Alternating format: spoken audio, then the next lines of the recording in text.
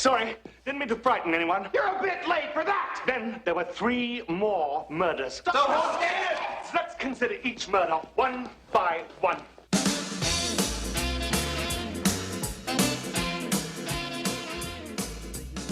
How to spell the word colonel? Twice. Okay. Because I was debating on Colonel Mustard, and I'm like, I don't know how to spell colonel. It's not gonna happen. I had Mr. Green, right? Did you guys not see that? And I jumped off. I was like, fuck, he has Mr. Green. I have to jump off and hit Colonel Mustard. Damn it. Professor Plum's already taken.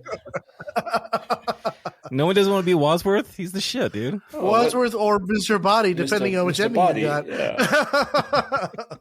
All right, welcome to another episode of Season 4 of 3.5 Gentlemen, the podcast, where 3 of the 4 hosts provide a refined and intellectual analysis of movies from our private collections, and one of us tries desperately to keep up. We'll let you decide which host is which, but for now, my name is Sean, and with me, as always, are my co-hosts, Jeremiah. Husbands should be like Kleenexes. Soft, strong, and disposable. Eddie. 1 + 2 + 2 + 1. No, if you have 1 + 2 + 2 + 1. And Brandon. This is war, Peacock. Which, by the way, I think is just one of the funniest lines. It's so out of order. I love it. I love it. Colonel Mustard. Yeah. You can't make an omelet without breaking the eggs. And she goes, well, look what happened to the cook.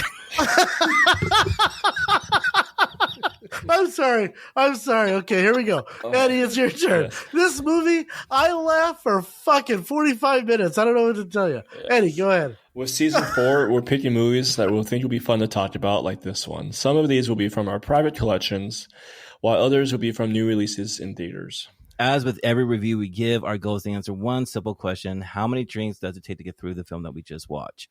Now, at the end of the podcast, we'll rate the movie based on a scale of 0 to 5. 0 being a perfect film that you can watch stone cold sober, and 5 being sort of the film that makes you feel like you got stabbed to death. Beaten with the wrench to death. Nope. Knocked out with a candlestick. That's what I'm talking about. Strangled. How about strangled over a noose? Yeah. With that, what movie do we have in which room being murdered by which item there, gentlemen? Oh, fuck. Someday the script is going to be perfect, I swear. Well, tonight. Okay, go ahead. Tonight we have the 1985 whodunit comedy classic Clue. This movie brings to life the favorite board game for so many people. The story follows 6 guests who show up at a creepy mansion on a dark and stormy night. As the evening progresses, secrets are unveiled, murders pile up, and we're left trying to figure out who the culprit really is, along with the weapon and location of the murders. Clue is a true example of an ensemble cast that includes actors Tim Curry, Christopher Lloyd, Madeline Kahn, Eileen Brennan, Michael McKean, and Martin Mull, among many, many others. The movie has earned an IMDb rating of 7.2 out of 10 and has a Rotten Tomatoes score of 70% with the critics and an audience score of 82%. What? 82%? You got that wrong. I mean that in a very nice way. I looked that up. How the fuck did you get? Lesley Ann Warren didn't make the cut? Is it 86%? It's 86%, man. Well, I'm going to go ahead and retcon that one and say 86%. Way to go, Brandon. Way to go. It's because it was made in 1985. That's what it was. By the way, greatest year ever, Ed? Greatest year ever. Yes. Am I right? Greatest year ever. As with every movie we review, we would try to pair it with a cocktail that we hope will enhance the viewing experience. So, Ed, please tell us what drink we'll be enjoying in the library this evening. Yes, I am drinking this right now. One of my favorites, almost. Seriously, this is like the greatest drink ever. Yeah. Tonight we're drinking the No Clue cocktail. For this drink, you'll need 1.5 ounces of triple sec, 2 ounces of vodka, 3 ounces of Dr. Pepper soda. If you can try to get Mr. Pibb, I recommend that too. Simply pour He doesn't even have his degree. How could you say that? He doesn't even have his degree. But Mr. Pibb is pretty damn good. Dr. Shasta. How about Mr. That was a good joke. Mountain Shasta or whatever. Simply pour the triple sec, vodka, and Dr. Pepper into an ice-filled Collins glass and stir. Then sit back and try to figure out who and where the murderer really is. Wait, Sean, let me ask you real quick. We talked about this the other day, but what is a Collins glass? Quick, give us a run through of our glass. A Collins glass is it's a taller glass. It's tall, cylindrical. I was right. As opposed to a short highball glass, which is shorter and thicker, wider. What did Mrs. Peacock have? when she Mrs. thought she Peacock was had poisoned. a sherry glass. Why didn't we She have was that, drinking Brandon? sherry. That would be Because perfect. Jeremiah did not provide me with that. Jer, thank you for finding this. Maybe she's poisoned. So I want to start by getting. I know we haven't done this in a long time, but this is probably only the second or third time I've ever seen this movie actually all the way through, and I've had Jeremiah's back. I've told him 1,000 times. If you want to put this on the podcast, I'm not going to destroy it. I'm not going to bash it. I'll have your back. And I watched this movie, and at the very beginning, when he steps in shit, and everyone can smell the shit, I'm like, what the fuck did you get me into right now? Every time I forgot about that. Anyway, so I'm going to say I'm a hold back, but this movie, I was so blown away by how good this was after not really watching the whole thing all the way through. Mm-hmm. I just want to thank you, Jeremy, for bringing it to the podcast attention. Brandon, how many times have you seen this? What's going on? This is my second time I've ever seen it. And the first time I ever saw it, I think I was like 12 or 13.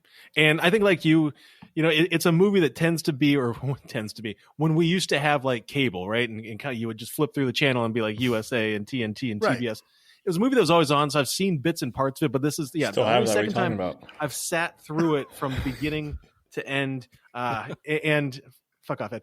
And no, I think that I was just like you, Sean. This is one of my few criticisms. I'm going to get it out of the way now. Is that joke went on way too long, right? To me.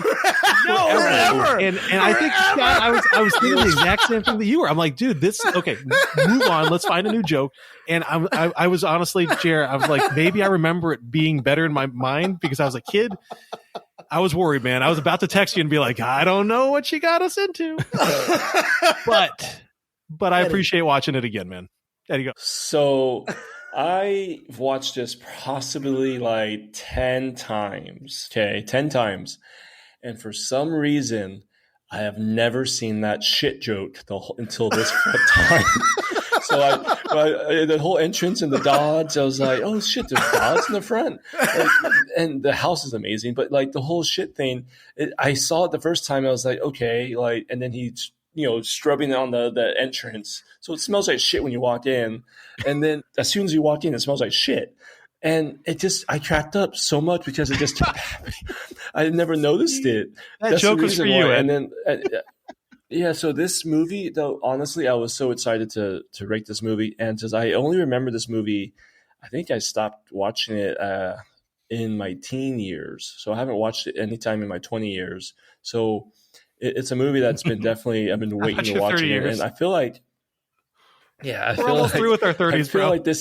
I feel like this is a movie you could watch and you could see different little jokes and hear different jokes here and there every time. So I was really excited. Jeremiah. Well, this is the first movie I remember seeing on HBO. And I remember seeing on HBO when I was a little kid, like all the fucking time for whatever reason and everything like that. And it was also one of the very first movies that when I rewatched it, I got to see a different movie because there was always kind of like an idea of a different take.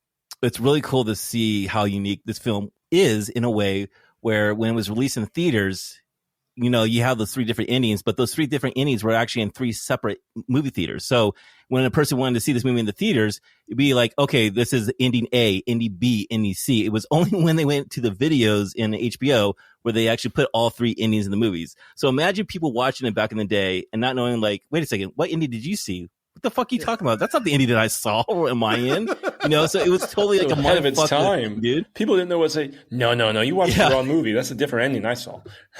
But it's the jokes, right? When I'm a little kid, I just like the physical humor when I was a little kid. I thought it was funny as shit. But the jokes are just so funny. Like when Wadsworth brings Colonel Mustard into the library and he goes, Yvette, can you get him something, anything? Within reason, yeah. Within reason, It's just like, where did that come from? There was so much subtext. There was so much. Here's where the movie was brilliant, and also I think that as a kid, hard to watch, and why I didn't at least attach to it earlier. Mm-hmm. And it's because it's a very adult movie. Yes. The comedy is very funny, but the words that they use, the dialect that's going back and forth, the what do you call it? The banter is so steeped in like adult themes Yeah. that it's so hard for kids Very to follow. quick. Very And then- quick. Yeah, and it's so It's funny sharp. because it has such a sharp and witty tone all the way through to the point where they're arguing about who else is in the house between it's not Michael McKean, it's the other one. It's Colonel Mustard. it's Colonel Lloyd? Mustard. Oh, Martin Mull. Martin Mull. Yeah. Martin Mull and Tim Curry. He's trying to figure out if there's anyone else in the house, and it's like a minute and a half back and forth. And it's like like, no is there yes? anyone else in the house? No. No. Wait, does that mean there is people in that? Like, Yes. it's they use, But no, and it's just written so sharply, so beautifully. what I think that this movie does, and I'm going to throw a couple things out there, is it mixes comic genres, right? It does it really, really well. It's got the banter, it's got the quick, witty dialogue, but it's got the practical jokes, right? The idea of the when he opens the cabinet and the ironing board falls down and hits him on the head, right? So it's got kind of the physical humor, and I mean, you were talking about the adult jokes. One of my favorite things, and actually, I think Eddie, you sent the little the GIF thing earlier, but when she's talking about how his member was dismembered, and you got all three guys cross their legs at the exact same time. Like, to me, it's a movie that you don't. It's the kind of comedy that you don't see a whole lot of. I'm not saying you don't see it anymore, but you don't see a whole lot of. And it reminded me of a Peter Sellers movie. And I don't know if it did for you, but I feel like this had the vibe of almost Pink Panther-esque, but this is very, very based in Peter Sellers. And Sean, before I let go, I just have to throw this out there because I was saying this in my head the entire hour and a half as I was watching it, but I want to see if you can relate with me. But I'm Private Detective Gene Parmesan. Yeah, I know. It's How great was it? I love him so much. Arrested. Okay, I was hoping to get that response, so there we go. That's what I was waiting for. I've been trying to get Brandon to watch a movie for years, and it's called The Court Jester. Oh, we watched it And together. The brilliant part of that movie, we didn't finish it. No, we The didn't. brilliant part of that movie is the word play, and they take these words that have multiple meanings and have misunderstandings from different points of the characters, but nobody seems to catch the misunderstanding between them. And I have to say, one of my favorite parts is as the movie progresses, Martin Mull checks on the two bodies and makes sure that they're in the library. Okay, everything's good. But then by the time Yvette is dead on the pool table, they all walk in, and Mrs. Peacock's been fainting and screaming at every single death, and she's like, yeah, okay. Yeah, they all just seriously, they all just had this like, what's new? Okay, this is the fourth death now. And somebody said, this is getting serious. Yeah, that's exactly. After the sixth death, the person got shot. Someone goes, "This is becoming serious." Like, okay, not the first 5 deaths were not serious, but that's the thing about it. It's a fucking parody, dude. It's like making fun of the whole mystery murder genre, and it does it really well. So much. Yvette was so cool. But Yvette's cool because I didn't. When you watch this movie, you didn't know Yvette was like this spy of a spy and shit like that. Like, she's like a big part of the piece She of the is. movie. When you think I never about it. noticed that's how big of a role she was until I watched it this time. Is she, or is she just in that one ending? No. So let's talk about. Okay, so this is the problem with this movie: is it's just fucking funny, and there's so many different threads. I think we should talk about each character individually.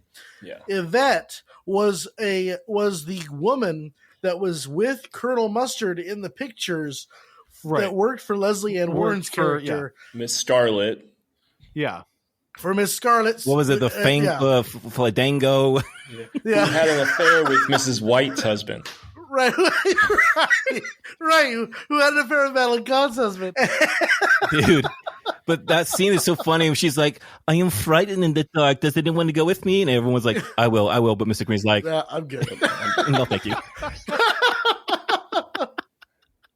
And the only way this movie works is with the ensemble cast, because everyone has their moment. Like, I remember Madeline Kahn being a lot more funny than she is in the movie. And if you watch the movie carefully, she laughs or she screams at the wrong time.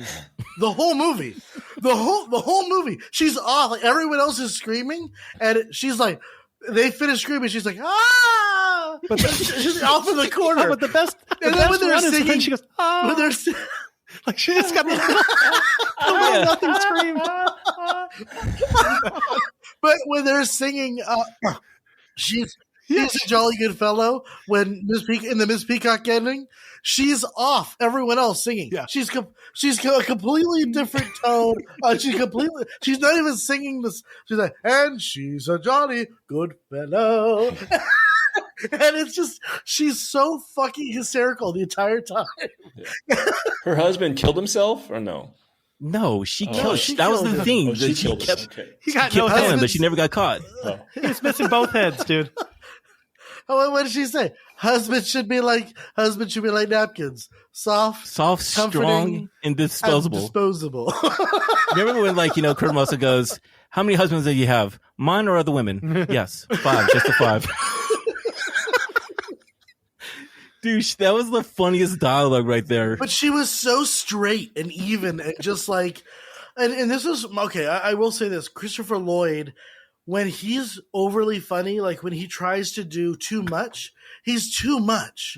He's like Steve Martin. Like I feel the same way about Jim Carrey playing the straight man or more the straight man. I think they're way more funny. And Christopher Lloyd, when he goes and kills at the very end of the movie. When he kills you find out that he's the one who killed Mr. Body. And he goes, "That was my butler." And he goes, "Oh, Shit. Oh, shucks. Wait, who did I kill? That was my butler. Oh, shucks. He was so upset. What's really cool about this movie, man, if you watch it over again, you'll see the characters missing in the scene when they all get together and everything like that. Yes. Here and there, you start seeing what Tim Curry is saying. It's like, hey, you weren't here in this. So you notice, you weren't here when this person died. You weren't yeah, here when this you person notice died. these characters were not there, or certain characters were there, but it's just like, oh, okay, look at this. So you're seeing a whole kind of different movie. You see people come late, like in the cook scene when the cook died. I think I saw Professor Plum come late with Peacock. But something happened around there. So they were in behind Tim Curry all of a sudden. But I mean, like everyone, even the police officer, the random bystander who came with the broken car, the telegram lady. It was just funny with everyone. It was a Knives Out before Knives Out was here, It right? really was. Or before the Glass Onion.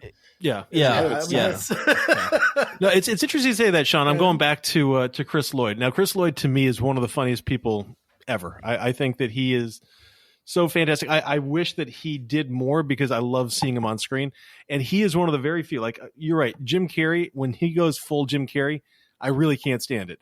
When Adam Sandler goes full Adam Sandler, can't stand it. When Chris Lloyd goes Chris Lloyd, I genuinely love that. I really embrace that. I have one question for you guys though. Okay. We have all played Clue. I think that we probably all love Clue. Clue was honestly one of my favorite games growing up. I remember playing it with like round after round with my grandma when we'd go visit her. Who was your go-to character? Now, mine is Professor Plum, and that is why I am titled Professor Plum here. He was my go-to. I loved him. Who was your go-to? Jer. I was Miss Scarlet because I had a crush on Scarlet from G.I. Joe back in the day, and I thought I really liked that name Scarlet, so I was always Miss Scarlet. Don't ask me why, but that was like my fucking go-to That's person. awesome. And we're talking about little pegs, right? We're talking about these little... We did not. Yeah, we did not she was red. She was the red She's peg. the little red one. So understand that in my family, if you had 3/4 of the game pieces, you were doing really well. So really, we were like, I was always like Girdle, Mustard. toothpick or whatever you had lying around is what we had because our keeping track of game pieces was just dog shit. I think generally we were very close with that too. I remember our pieces for like the weapons. We had like a toy gun from a G.I. Joe. We got switched out. Yeah. Sometimes we had Monopoly inside the Clue game. We You all just of a use sudden pieces. we all of a sudden the pieces. Killed with a puppy. Oh, goes the wheelbarrow. I don't know. It's the dog. I was the dog. I do realize though. I recommend watching this movie before you play the game. I don't know. I feel like that would be so much better for the game wise. I think we played the game, and as a kid, you just wanted to play the game because you heard it was like, oh, Clue, a game. I'm down. But now playing it now, I feel like I would enjoy it so much more as an adult. Oh, I the love game itself. Clue. I love Clue, but I feel like dude. Clue now will be more intense as an adult for some You reason. know what's for cool about this movie is that they really kind of designed the movie, Very designed close. like the sets close to the movie, and they have the secret, secret passages in the rooms that you're supposed to have the secret passage. Which You is get the fucking corner cool. one, and it takes you all the way to the other corner room. Yeah. The best part about the movie, what I think is cool, is that they didn't really go like, oh, you're Professor Plum because you're wearing purple, or you're Colonel Mustard because you're yelling yellow. I like the fact that they put a story just like, happening in the McCarthy area, and they're being secretive and you have to use an alias name. And I like how the weapons were introduced. From Mr. Body. Yeah, from Miss Body. And I thought that was a cool way to actually bring like the game into real life, which I thought. And there was homages while they weren't like overt. I mean, Miss White had that white underside of her black dress. Miss Scarlet had, I think, a red scarf. Miss Peacock with that hair, and that hair just kept. I don't know. Okay, here's my question. I want to know if Jonathan Landis was just like keeping this shit in the movie because he thought it was funny. But every time she turned, Miss Peacock, that hair hit her in the face. Oh yeah, like every time she turned, I guarantee it would just be right, and she would be moving it. And if you look behind the scenes of the people who were talking, she's just trying to like move that shit out of her. Anyway, and Colonel Mustard had kind of a brownish suit, so I think there was a little bit of that, but I would have liked a little bit. I'd have liked a little bit more. Okay, well, besides we were talking about, let's talk about characters. So you said Yvette, the maid. So let's move on to Colonel Mustard or Professor Plum. All right, so Colonel Mustard, to me, Martin Mull is the best part of the movie. Yes, he is fucking hysterical, and I did not care for him when he started. When he was introduced, because he was the first one to arrive at the house, you have the shit joke, you go into the library, and then everyone else comes, and everyone else has a better entrance. All he does is look at the dog. No, dude, I love when whoever was the second one. I'm thinking it was it Peacock? Whoever shows up second, when Tim Curry opens the door and literally blocks Martin Mull's character in, when he just gets shoved in the corner. And what I love is that he just stays there until the door shuts again, and then he kind of comes back out with the door. It's just subtle humor like that I think is so it's not the type of humor that we have in movies now, and I wish that we had more of this. Where, listen, I go back, I love Mel Brooks movies because they're just outlandish and stupid and fun, right? And I feel like we don't really have that nowadays in comedy. And I feel like this movie was a great encapsulation of, like I said, Peter Sellers, but also Mel Brooks movies, where it's just like, let's just throw it out there, and if it sticks, great, and if it doesn't stick, then we're going to move on to the next joke, and it doesn't really matter. Yes, Colonel Mustard. So do you think Colonel Mustard is skittish? Because I feel like he's a lot skittish in this movie. Is that because of war, or is that just because he's just a skittish guy and he's he's like this a scaredy cat truly down inside? I would say that Eddie has a point there with Colonel Mustard, because I think Colonel Mustard's afraid of what he's done, and that he made all of his money basically war profiteering off of selling stuff. And he's just like, who's got my secret and who do I have to kill? I don't think he's just he's looking around but I will say this. So Blake Edwards is the other director you're thinking of, yes. Brandon, which is, he did Pink Panther. He did a lot of physical comedy movies, and what this movie does is it really does mix that physical, ultra physical comedy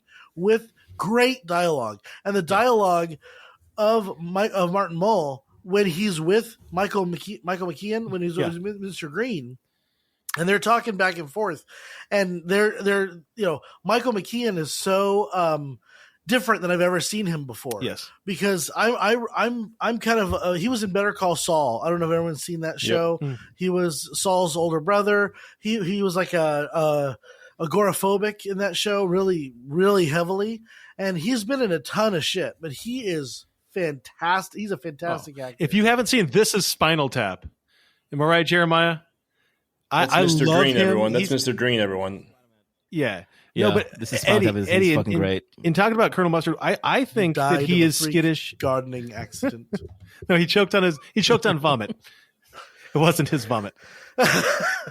That's Spinal Tap, dude. I love it. No, Eddie, I think that the reality with Colonel Mustard is that he's kind of a fraud, and he knows it, right?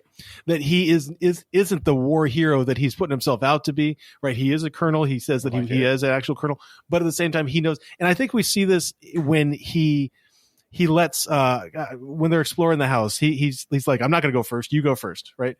We see that he's not the the stereotypical war guy and soldier that he's trying to be. And I feel like that skittishness with him, at least, is very much the fact that he's not at all who he is trying to played himself off.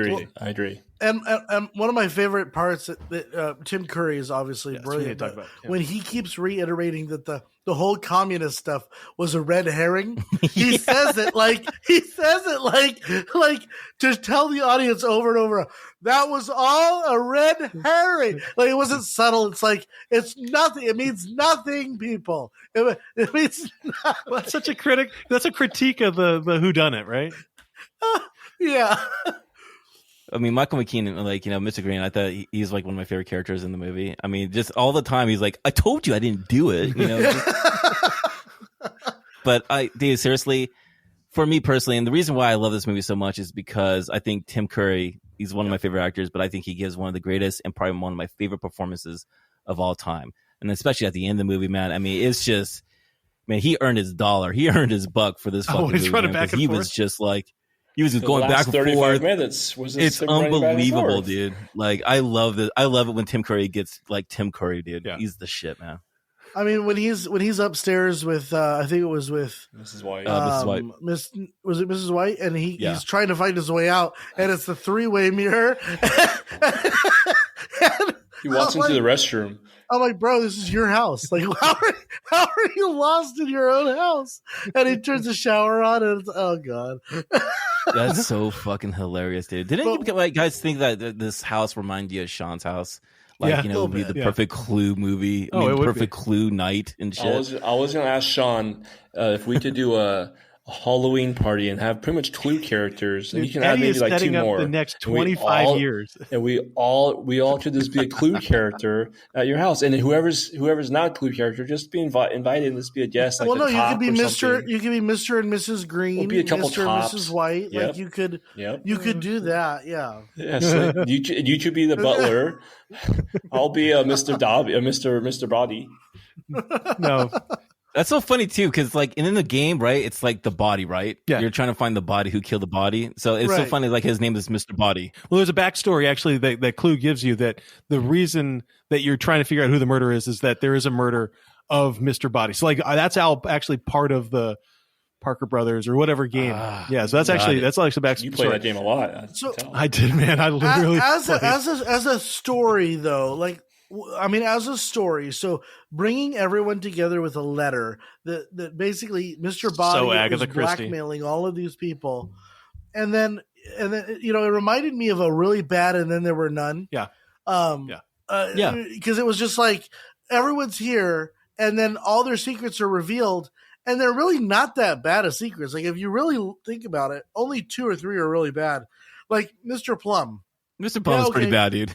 He's a professor. No, he had an affair with one of his patients and lost his license. And now he works for who? The worst health organization in the world. My favorite part, that line when he says something like, I'm going to tell your secrets to your colleagues. And he goes, my esteem with my colleagues may go up if they heard my story. I didn't even hear that one. That made so much sense. Dude, but even like even with the job he works, like it's the UNO, right? The WHO. He works for the WHO. So it's like it's bereaved, like who. That's pretty much what it is, dude. I never got that. Oh my god. I'll tell you, I got to watch this movie 12 more times to get all the little funny. Because did they eat monkey brains? Like, what the fuck was that about? Mrs. Peacock, that's her favorite meal. It's her favorite meal. Popular cuisine, but not suitable in Washington D.C. And the missionary goes, "Is that what we ate?" But I love. There's absolutely no reason for it. Cambodia, but no. And he says it like 3 times. And I will say this: it's like the shit joke. It's like they found something that was remotely funny, and they just kept hitting it over the head until it was so funny that it just like you have to laugh. Like, it's forcing the people to laugh. He goes, "Your souls are in danger." That guy with the heaven. He goes, "Yeah." She goes, "Our lives are in danger, you beatnik." What did you guys think about Mrs. Peacock? Because Mrs. Peacock was, to me, she kind of stole the show, even though she was not the most famous of the characters. I loved her at the dinner scene. I thought that she completely handled that scene and just ran away with it, right? Because she's playing her character so perfectly. The one that she's so nervous that she just won't shut up. And we all know somebody, or we've been in a situation like that where somebody just literally won't shut up. And there's nothing more frustrating than being in a room with Sean. I mean, with somebody who just doesn't stop talking, especially when they got some drinks, right? And I feel like she handled it really, really, really well. And yeah, I think, but this is what you're talking about, Sean, or this is what we were talking about earlier, is that it's such an ensemble cast that you can, this is exactly what we're doing right now. We can point to different parts of the movie and say this character or this actor or actress stole the show here. This actor, and I think the only one that is, I would say, consistently on fucking point is Tim Curry, right? Absolutely, Tim Curry. But no, Peacock with that dinner scene. Yes. I mean, she handled herself fucking amazingly. I was gonna say also when she drank the poison bourbon or whatever, and she screamed. They're like, "Well, is it poison?" And they're like, "Well, we'll have to see." Unless she dies first. But every time she faints, they say, "Catch her!" And then literally the scene pans over. No, it pans over all slow to someone running over to catch her, and they never catch her. And Tim Curry was supposed to catch her, and it slipped right through his hand. Sorry. No, going along with that same joke though, when they're carrying the cook though, and they walk in, I think, and Mr. Body's gone, and one of them drops her. And then the other one drops, and you just see her just like smash on her face. That's the humor. That's that physical humor that we're just missing, man. Well, Why do they have the two women? Yeah, the three women in the front. Like, why would you? What's going on there? That's the funny part about it. Colonel Mustard, he's like, okay, over there on the couch. We'll get Mr. Body. And then Wadsworth's like, careful, don't get blood on the sofa. Like he's trying to still keep everything clean. After he has hit in the head with the candlestick. Did you guys notice when he's doing the reenactment and he throws Michael McKean into the bathroom? Yes. Where Mr. Body was. He comes out, the toilet's flushed, and he's got a thing in his hands, and he throws it in Martin Mull. Yes. It's like, there's so much shit that happens in the background of this movie that you got to watch it again and again. Tim Curry kept throwing a Mr. Green down on the ground, and Mr. Green all of a sudden just like, will you stop doing that? He did it like 5 times, and the last time he took a piss or like wiped his hand. It was hilarious. Shit. You guys like Miss Scarlet because I read something that Carrie Fisher, she had the role, and within a week before the filming was starting, she had to go to rehab. And so the director and Carrie Fisher, they agreed, so much better. Said that, hey, you will be able to be in the movie. But the problem was that the insurance company of the movie was like, nah, dude, it's too much of a fucking risk for her to do that movie. So yeah, she would have been good, Sean. I don't know if she would have been better. She lost. Yeah. Oh, she's wicked. She's wicked. And Lesley Ann Warren was great, but there was something missing, gravitas from that role. And I think Carrie Fisher would have been a little heavier, a little bit more sassy. She would have. I think she might have been. I feel like she might have been better. I feel like she pulled off the Madame kind of thing. I thought she was good. Leslie brought her own thing to it, man. And I thought it was really good, but it would have been kind of like her competing with Madeline Kahn, and Madeline is she's a fucking rock star in this movie. Well, she's very subtle in this movie, but she's so fucking good. Yeah. I don't know how you compete with her because she doesn't do anything. She does nothing. The whole movie, she does nothing. All she does is make and she screams. And if you watch her hands are like this, and she's running around the house after everyone else. And at one point, Tim Curry is bringing her up the stairs, and she fucking faceplant, and he just keeps going, and he's just like, "Fuck it," she's falling. And I saw some behind the scenes, and she's like, "That was all intentional." Like I was just like, "Oh, it'd be funny if I fell," and he just kept going. So that's what we did. And it's like she was just like, "Oh man." From my understanding, she ad-libbed that scene. She ad-libbed that whole scene, the flames in the side of her face. Because it was also supposed to be like, yes, I did kill Yvette, but she goes, the flames on the side of my face, breathing, heating, and she kept doing it over, but all the cast kept laughing after 3 takes and shit, dude. Well, if you look at the one in the movie, Martin Mull's in the background going, yes. Yep. What the fuck are you doing? You know what? But you're admitting to all this death?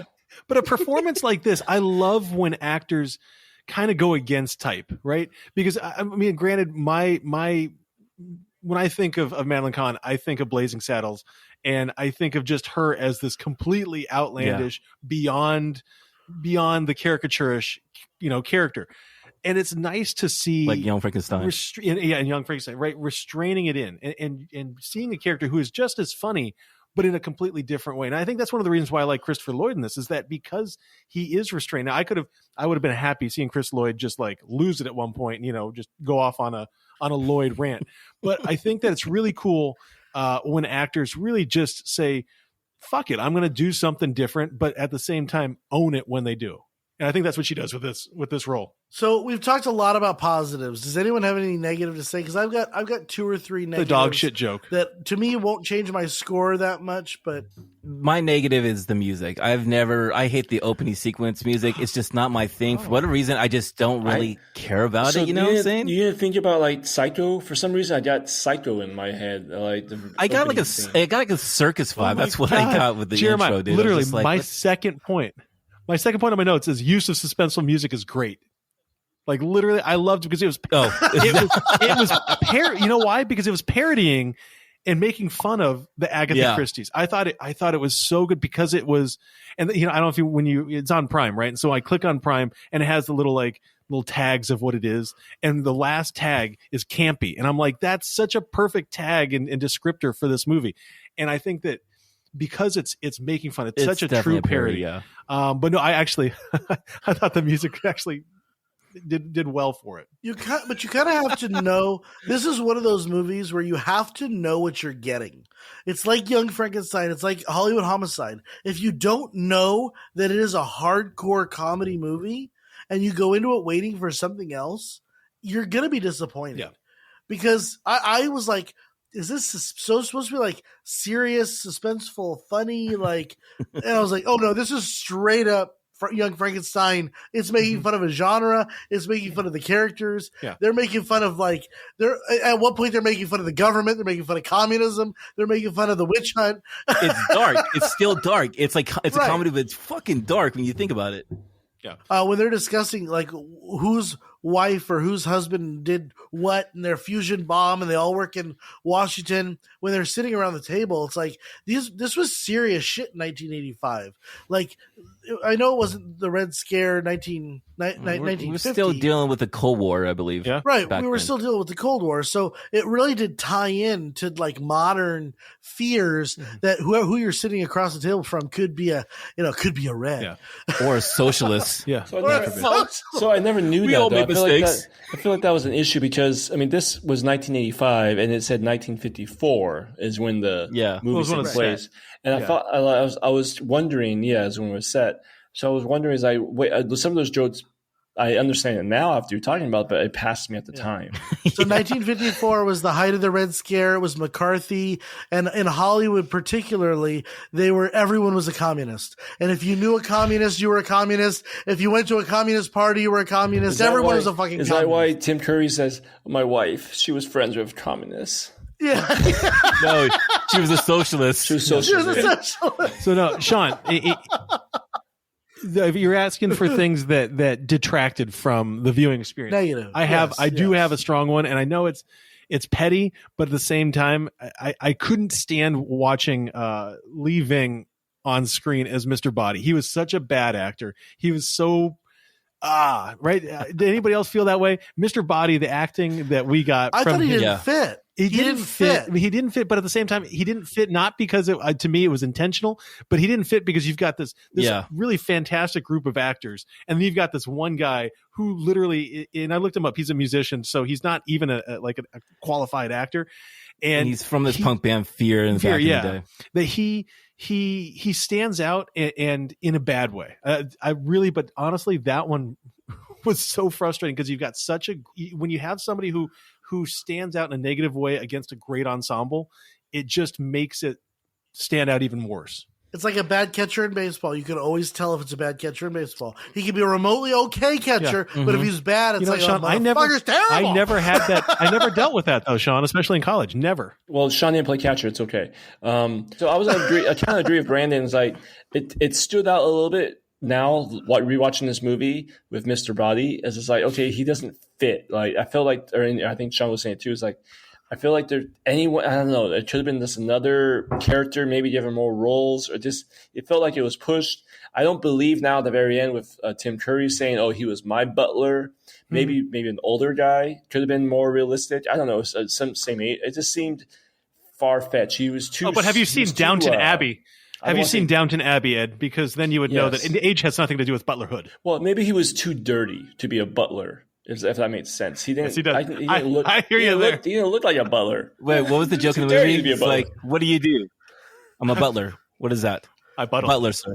I buttle. I buttle. buttle. Sir. So, Brandon, I agree with you. Like, leaving is not one of my favorite parts of the movie, you know? And I believe the reason why he's uncomfortable in the movie because he's supposed to be uncomfortable in the movie because he is not supposed to be what he is.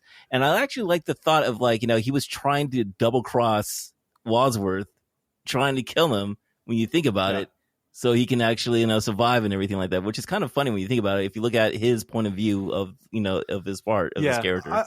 I think it detracted from the movie, although I think it was de minimis. Yeah, I think it was a very small. Like I said, it's a petty argument. I did not like him at all. Yeah. So which one? Yeah, Sean, like I didn't like the singing telegram. Unnecessary. it was. She was an unnecessary ad. You're singing telegram. It's just Except they for all when- needed to kill someone. They just Well, it's like they threw her in that's there. exactly right. Yep. And then the way she died was hysterical because she would just open the door and like, boom! Like there was no substance. She did nothing wrong. She did nothing. Like she was not even part of it. It was like, ah, fuck it, boom, done. And then because she wasn't even killed by Christopher Lloyd, who killed the butler or Mr. Body. Mr. Body, yeah. And shucks. I mean, just the look on Christopher Lloyd's face. It's was like, wait a minute, who do I kill? Who did I kill? So Sean, you said there was a couple things. Sorry, What's another argument that you have? So you didn't like the singing telegram. Didn't like Singing Telegram, didn't like the Mr. Body, and I wish that we had, and this is a personal problem with the way movies wrap up versus, I don't think it detracted from the movie for normal people, but I still didn't buy the ending. Yeah.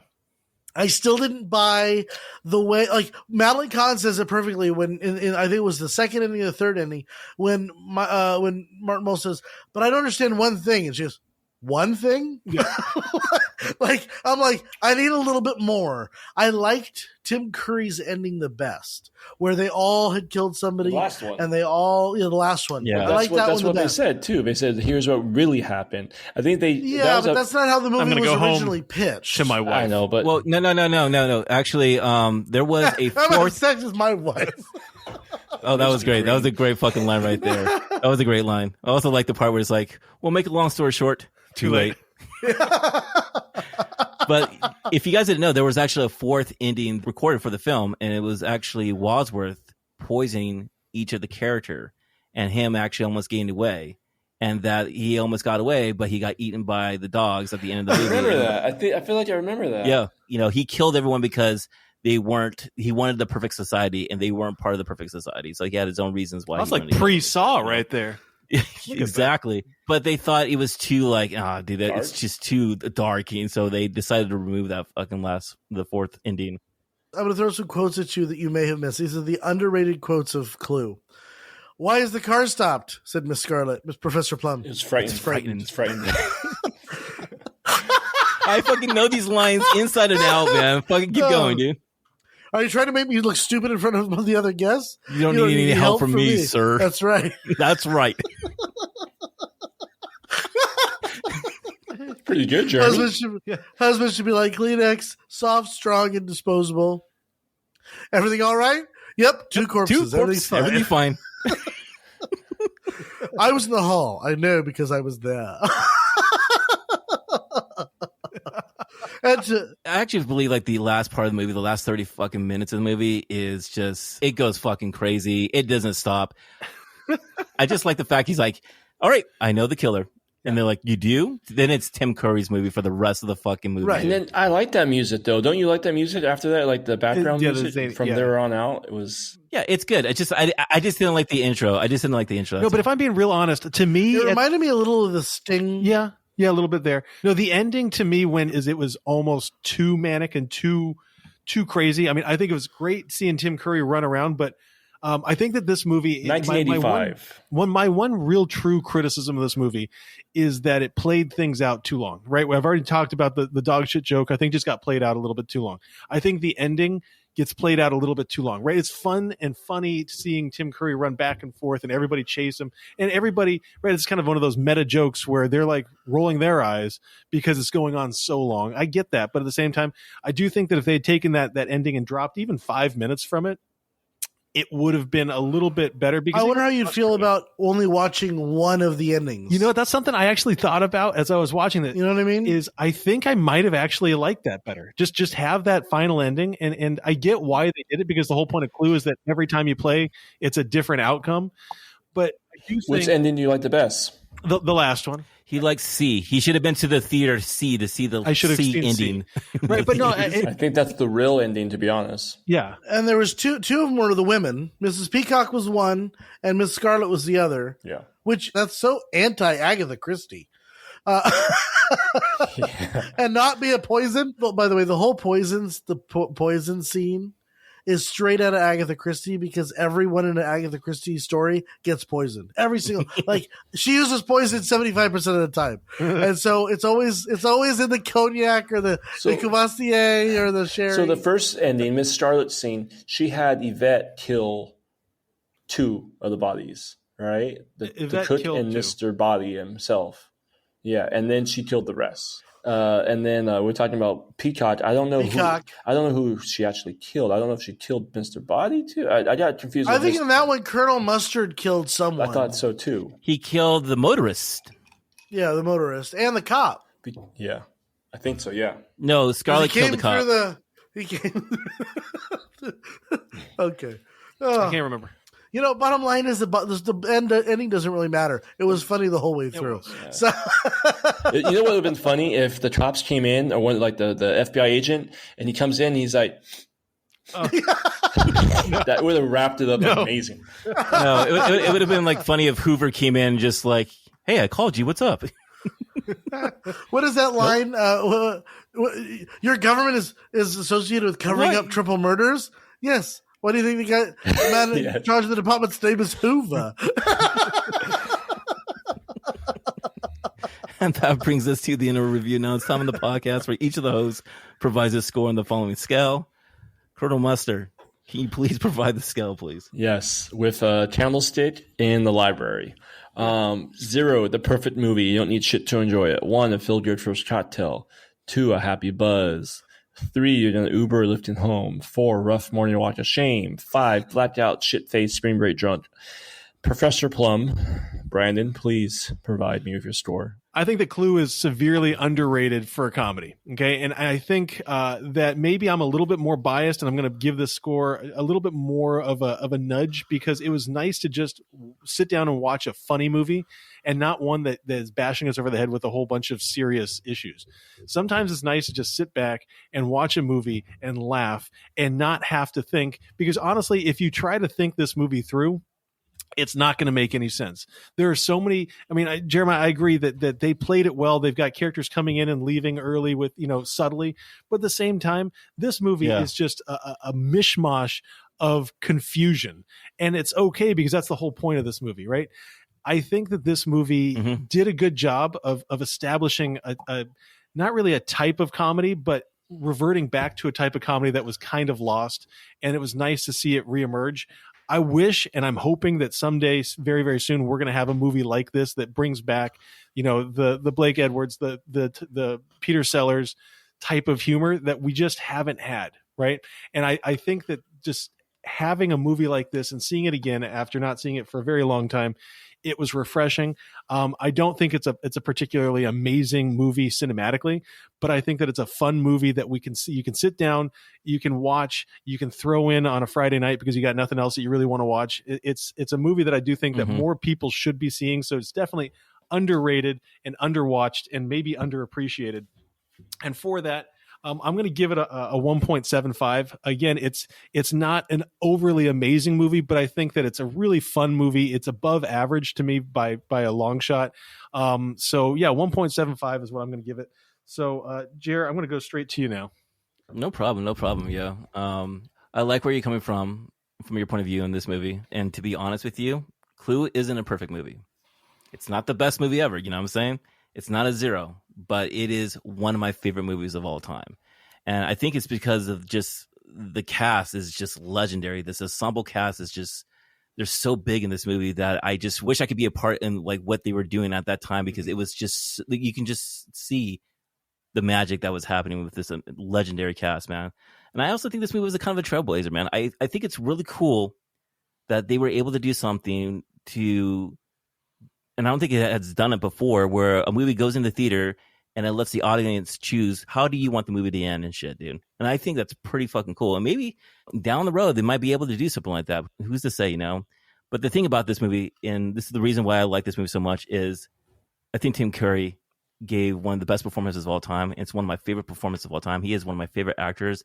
And it still stands the test of time of this performance here, and I love it so much. I think it's the perfect movie to watch it in the fall and the Halloween season, and it's the perfect movie for all you crazy Agatha Christie, you know, stories, murder mysteries. You know, it's the perfect movie that settings just to, like, you know, to have a really good time here, especially, you know, with your friends and your loved ones. So this is a one drink for me, guys. Simple as that, dude.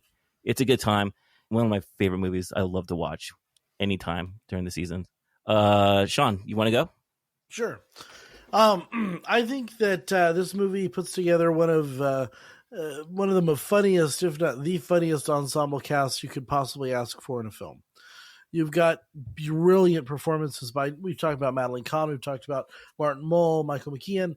These are legendary comedic actors that aren't these big budget, big actors. They're just in the right place at the right time, and they're fucking hysterical.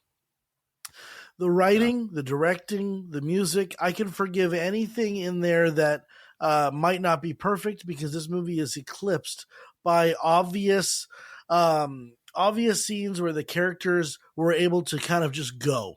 They were able to go and freelance and be funny and be their best selves. Brandon, I believe that the movie you're looking for today will never happen. No. Because our comedy is bound up so much in what you can't say and you shouldn't say, and it's so dangerous to say because people just won't say it anymore. Yeah. What they said in this movie about what was going on in the world, nobody would have said in 2023. So, unfortunately, I think this comedy is lost in a generation, and what a generation of brilliant comedians. So for me, I have a hard time rating this movie only because for what it is, I think there's not many better comedic ensemble movies. Mm-hmm. There's not very many. I mean, I can't think of maybe A Fish Called Wanda, maybe, you know, if you're really getting quirky, Spinal Tap, or Best in Show, that group, the Christopher Guest group, maybe the John Cleese group that was Monty Python. Monty Python. But as far as just putting comedians together and letting them just shine, I don't think there's much better. So I'm going to give this a 1.